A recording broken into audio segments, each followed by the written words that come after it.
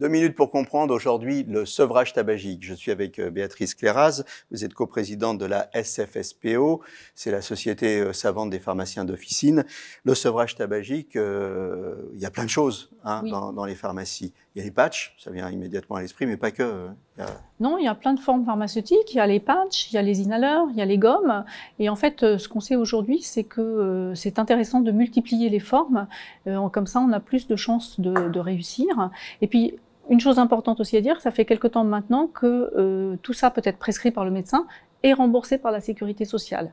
Ce qui fait que les gens qui ont vraiment envie d'arrêter de fumer, on a mis toutes les chances de leur côté pour pouvoir les aider à se sevrer au niveau du tabac. D'accord.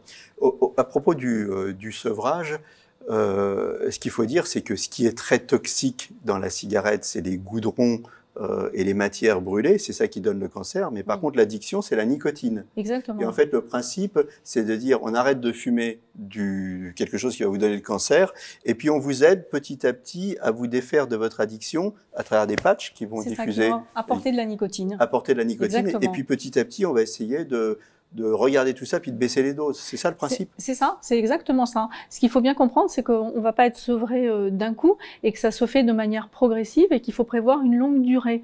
En fait, on sait aussi que lorsque les gens arrêtent trop tôt, eh bien, il y a un risque de rechute et que ceux qui prévoient de le faire sur 6 mois, 1 an, ont plus de chances de réussir dans ce sevrage. Exactement.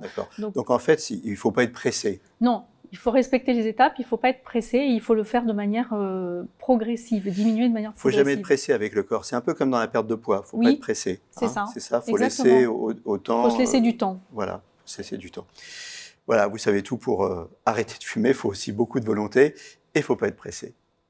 Nos émissions vous plaisent, alors aidez-nous à faire grandir la chaîne pour parler santé au plus grand nombre. Partagez, likez, abonnez-vous.